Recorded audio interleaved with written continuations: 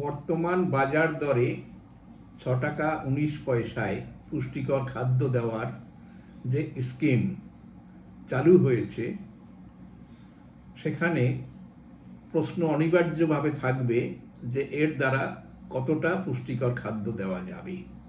আমরা mid day মিলের কথা বলছি।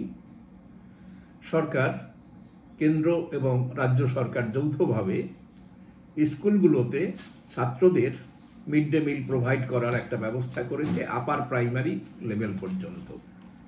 এর উৎস হলো সংবিধানের নির্দেশমূলক নীতিতে এই জিনিস বলা হয়েছিল যে 14 বছর বয়স পর্যন্ত ছাত্রদেরকে বিনামূল্যে শিক্ষা দেওয়ার ব্যবস্থার দায়িত্ব রাষ্ট্রকে নিতে হবে। এটা নির্দেশমূলক নীতির জায়গা, এটা মৌলিক অধিকারের জায়গা নয়। আর্টিকেল 45-এ এই নির্দেশ ছিল রাষ্ট্রের প্রতি। কিন্তু তাতে দেখা যাচ্ছে এই নির্দেশ ততটা কার্যকর হচ্ছে না। এটাকে আরো বাধ্যতামূলক করার চিন্তা করে সেখানে 6 বছর বয়স পর্যন্ত বিষয়টাকে রাখা হয়েছে, যেটা সাধারণত আমাদের যে ICDS মাতৃমঙ্গল কেন্দ্রগুলো, সেখানে 6 বছর পর্যন্ত শিশুদের পুষ্টি, তাদের খাদ্য ইত্যাদির বিষয় নিয়ে সেখানে বন্দোবস্ত করা হয়েছে। স্টেট গভর্নমেন্টগুলো এটা দেখে, তাদের পরিচালনায় এর কাজকর্ম হয়। এরপরে আর্টিকেল 21A সংযোজন করে 2002 সালে সংবিধানের 86তম সংশোধন, 86তম সংশোধনের দ্বারা এটাকে সংশোধন করে 14 বছর বয়স পর্যন্ত ছাত্রদের জন্য বিনামূল্যে সম্পূর্ণ অবৈতনিকভাবে তাদের পড়াশোনার কথা নিশ্চিত করা হয়েছে। এটাকে কাজে লাগানোর জন্য right of children to free and compulsory education act, সংক্ষেপে বলা হয় RTE অ্যাক্ট, 2009 পাশ করা হয়েছে। সেখানে অবশ্য এলিমেন্টারি এডুকেশনের কথা বলা হয়েছে, যাকে আমাদের বর্তমান যে সেটআপ তাতে আপার প্রাইমারি স্কুল পর্যন্ত শিক্ষার ব্যবস্থা অবৈতনিক করা হয়েছে। কিন্তু এর পরেও দেখা যাচ্ছে প্রচুর পরিমাণ ছেলে মেয়ে প্রাইমারি লেভেলগুলোতে স্কুল ছুট হচ্ছে। এই স্কুল ছুট বন্ধ করার জন্য সেখানে অন্য রকমের ব্যবস্থা করা হয়েছে। কি ব্যবস্থা? বিভিন্ন সার্ভে, বিভিন্ন তথ্য সংগ্রহ করে দেখা গেছে যে গ্রামগায় বহু দরিদ্র শ্রেণীর লোকদের মধ্যে দুপুরে ঠিক খাওয়ার ব্যবস্থা না থাকার জন্য তাদের পক্ষে স্কুলে আসা সম্ভব হয় না। এই ব্যবস্থা দূর করার জন্য, স্কুলের প্রতি আকর্ষণ বাড়ানোর জন্য এই মিড ডে মিল প্রথা চালু করা হয়েছে।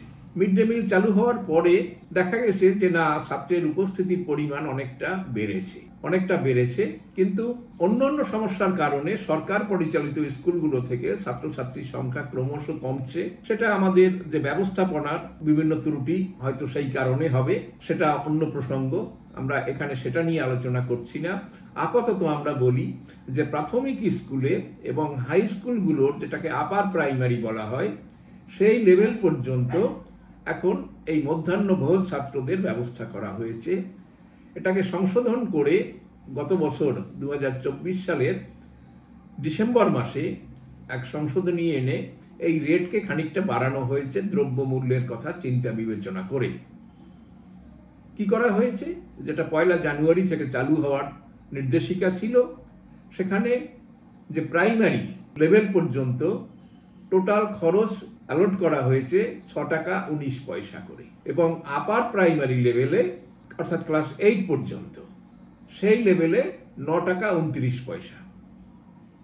এটা কন্ট্রিবিউট করবে কেন্দ্রীয় সরকার এবং স্টেট গভর্নমেন্ট। বিভিন্ন স্টেট গভর্নমেন্ট এবং ইউনিয়ন টেরিটরিগুলোর ক্ষেত্রে আলাদা আলাদা প্রভিশন করা হয়েছে।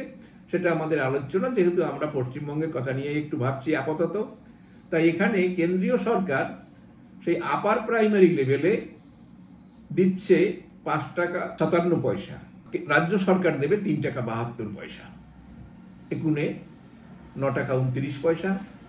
এবং প্রাইমারি লেভেলে কেন্দ্রীয় সরকারের বরাদ্দ 3 টাকা 71 পয়সা এবং রাজ্য সরকারের বরাদ্দ 2 টাকা 48 পয়সা। অবশ্য বলা যেতে পারে এই কাজের জন্য অন্য ব্যবস্থা করা হয়েছে, যেমন ঘর বানানোর জন্য, রান্নাবান্নার জন্য যে ব্যবস্থা, ঘর এবং খাদ্যবস্তুকে স্টক করার জন্য, তার জন্য আলাদাভাবে টাকা পয়সা দেয়া হয়েছিল এবং সেভাবে প্রায় ৮১,০০০ এই ঘর বা নির্মাণের জন্য বা স্টোর নির্মাণের জন্য ব্যবস্থা করা হয়েছে, তার জন্য টাকা পয়সা খরচ করা হয়েছে সেই সময়। এবং এই রান্না এবং খাবারের জন্য ব্যবহৃত যে বাসনপত্র, এই বাসনপত্র বছরে একবার করে কিনে দেওয়া হয়। যারা রান্নাবান্না করেন এবং তাদের সহায়ক যারা, তাদের মাইনেপত্র সেটাও সরকার আলাদাভাবে দেন। সেই খরচগুলো এর মধ্যে অবশ্য আসে না। যে চাল খাবারের জন্য ব্যবহার করা হয়, সে চাল কিন্তু এফসিআই থেকে সাপ্লাই হয়, তার জন্য আলাদা করে টাকা দিতে হয় না। গ্যাস রান্নার জন্য যে জ্বালানি কাঠ বা গ্যাস যেটা ব্যবহার করা হয়, তার পয়সাটা কিন্তু এর মধ্য থেকেই দিতে হয়। অর্থাৎ ডাল, সবজি, মশলাপত্র ইত্যাদি এবং গ্যাসের পয়সা এখান থেকে জোগাড় করতে হয়। মাছ, মাংস, ডিম দিতে হলে সেটাও এর মধ্য থেকে আসে। অবশ্য এই খাবারটা পুষ্টিকর হবে এমনই একটা নির্দেশিকা রয়েছে, সেই জন্য এক সপ্তাহের একটা আদর্শ চার্ট করে দেওয়া আছে। যেমন মানডের জন্য বলা হচ্ছে চাল, ডাল এবং সয়াবিনের তরকারি। টুয়েসডে খিচুড়ি এবং তার সাথে সবুজ শাকসবজি এই দেয়া যাবে। বুধবার দেওয়া হবে ভাত এবং ডিমের ঝোল। থার্সডে দেওয়া আছে রাইস, সয়াবিন কারি এবং ডাল। অর্থাৎ থার্সডে এবং মানডের মোটামুটিভাবে একই রকমের মেনু। ফ্রাইডেতে থাকবে রাইস, ভাত, ডাল এবং মিক্সড ভেজিটেবল। আর শনিবার সেখানে ভাত, ডিমের কারি এবং মিক্সড ভেজিটেবল। এই তালিকা হিসাবে এটা মোটামুটি ঠিক আছে, এটাকে পুষ্টিকর খাদ্য বলা যেতে পারে। এছাড়াও নির্দেশিকায় রয়েছে যে কখনো কখনো সম্ভব হলে ফ্রুটস, মিল্ক বা অন্য কোনো পুষ্টিকর আইটেম সেটাও দেওয়া যেতে পারে, যদি রাজ্য সরকার সেরকমভাবে স্টেট বা ইউনিয়ন টেরিটরিগুলো যদি সেখানে সহায়তা করে, তাই দেয়া যাবে। এবং এইটা বলা হচ্ছে frequency of their serving along with per unit cost, এটা এখানে যেমন দেওয়া রয়েছে। এছাড়াও সপ্তাহে যেমন দুটো ডিম, 2 eggs আর সার্ভড ইন এ উইক, এই জিনিসটা দেখতে হবে। মাংস, মাছ বা অন্য ধরনের ফল এসবও দেওয়া যেতে পারে। অবশ্য বিবেচনা করতে হবে সেই অঞ্চলে বসবাসকারী যারা ছাত্র, তাদের ধরন। যেমন এখানে মুর্শিদাবাদ, নর্থ 24 পরগনা, নদিয়া, এখানের কথা বলা হয়েছে। এরকম জেলাতে মাংস বা মাছ ইত্যাদিও দেওয়া যেতে পারে। এই জন্য বলা হলো যে বিভিন্ন জায়গায় আছে যারা মাছ মাংস খায় না, এবং এই যে বন্দোবস্ত, সেখানে সব রকমের জিনিস মিলিয়ে মিশিয়ে দেওয়া সম্ভব না। কিন্তু প্রশ্নটা আমরা সেখান থেকে না, আমরা যে কারণের জন্য এই ইস্যুটাকে তুলেছি তা হলো সেই যে টাকা 6 টাকা 19 পয়সা বা আরেকটু বড় ছাত্রদের ক্ষেত্রে 9 টাকা 29 পয়সা, এটা কি যথেষ্ট? এর দ্বারা পুষ্টিকর খাদ্য কি দেওয়া যায়? সপ্তাহে 2 দিন যদি মাছ মাংসের কথা ছেড়ে দিলাম, যদি ডিমেরও বন্দোবস্ত করতে হয়, বর্তমানে একটা ডিম বাজারে 6 টাকা থেকে 7 টাকার মধ্যে বিক্রি হচ্ছে। সামান্য কম বেশি ওঠানামা হয়তো বা করে, কিন্তু মূলত দামটা এমনই আছে। তা সপ্তাহে একদিন যদি ডিম দিতে হয় 6 টাকা 19 পয়সার মধ্যে, তাহলে কোথা থেকে সেই ডিম আসবে? তো এই নিয়ে আমরা কথাবার্তা বলেছিলাম 2-1 জনের সাথে যারা এই কাজের সাথে যুক্ত। সেখান থেকে যেটা জানা গেল যে এই টাকার যে টানাটানি, এই টানাটানির মধ্যে সমস্ত একটা বন্দোবস্ত থাকে। ভারতীয়দের মাথা থেকে এই জিনিসগুলো ভালোভাবে বেরোয়, সেই বেরোনোটা হয় কাজের উপযোগী। হিন্দিতে একটা শব্দ আছে জোগাড়। জোগাড় মানে হচ্ছে নিজের কাজটা চালিয়ে যেতে হবে, তার জন্য সেই মতো বন্দোবস্ত করা। এখন এখানেও সে আমরা হিন্দিভাষী সম্পূর্ণভাবে না হলেও আমাদের রাজ্য, এখানেও সেই জোগাড় চলে। কারণ শিক্ষকরা কি করেন, যে যত পরিমাণ ছাত্র আসে লিস্টে, সেটাকে এখন আর বাড়ানো সম্ভব হয় না, কিন্তু একসময় সেটাকেও বাড়িয়ে দেওয়া হতো, যে স্কুলের টোটাল ছাত্রের সংখ্যা বেশি দেখিয়ে দেওয়া। কিন্তু এখন যেটা করা হচ্ছে সেটা হলো যত ছেলেমেয়েরা খায় না এই মধ্যাহ্নভোজ, তাদের নামও এর মধ্যে জুড়ে দেওয়া হয়। ফলে দেখা গেছে যে 100 ছাত্রছাত্রীর মধ্যে হয়তো 70 জন খাওয়ার জন্য অপশন দিয়েছে, কিন্তু প্রকৃতপক্ষে খেতে আসে সেখানে 40 জন। তাহলে এই যে বাকি যে 30 জন, সেই বাকি 30 জনের জন্য যে খরচ, এটা অভিজ্ঞতা থেকে দেখে নেয় যে কজন রেগুলার খায়, তাদের খরচের যে টাকাটা, সেটাকেও এখানে কাজে লাগিয়ে দেওয়া হয় যে 40 জন খাচ্ছে তাদের জন্য।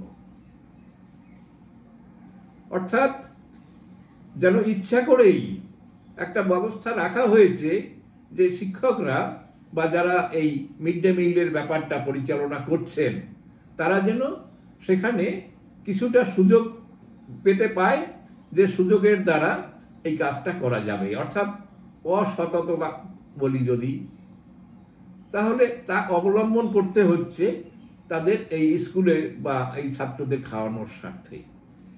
এই ব্যাপারটা যখন ঘটছে, তাহলে দুই ধরনের ঘটনা ঘটতে পারে। যে একটা হচ্ছে ধরে নেওয়া হচ্ছে যে শিক্ষকরা বা যারা এই মিড ডে মিল পরিচালনা করছেন, তারা সেখানে কিছু পরিমাণে ভ্রষ্টাচার করবেন, কাজেই সেই জন্য খরচটাকে টাইট করে রাখা, যেন বাকি যে পয়সা তা দিয়ে এই কাজটাকে কোনোভাবে চালিয়ে নেওয়া যায়। অর্থাৎ এরকম একটা প্রিজাম্পশন বা এরকম একটা নোশন আগের থেকে ডেভেলপ করলে জিনিসটা ভালো হয় না। আমি ওই শিক্ষকদের সাথে কথা বলে আরো জেনেছিলাম যে স্কুলে চক ডাস্টার কেনার জন্য যে বরাদ্দ, সেটাও সঠিক সময় তারা পায় না, এবং সেটা কেনার কাজেও তারা অনেক সময় মিড ডে মিলের পয়সাকে ব্যবহার করে। অর্থাৎ নানান দিক থেকে সমস্যা, আলটিমেট কোপ এখানে পড়েছে।